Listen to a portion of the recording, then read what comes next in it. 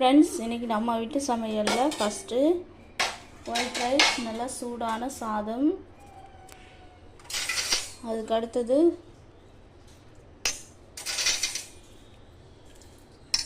தக்காளி தொக்கு, நல்லா சூப்பராக சுவையாக இருக்கக்கூடிய தக்காளி தொக்கு.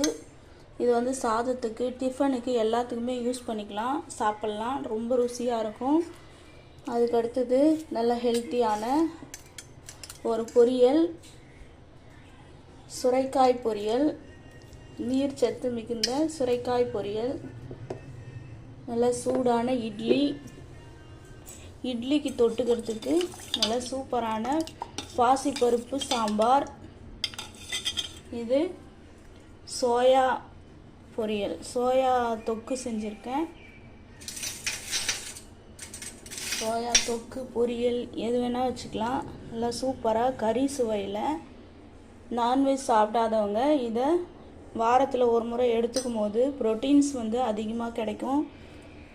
மீல் மேக்கர்னு சொல்லுவோம் இல்லையா, அந்த சோயா பொரியல்.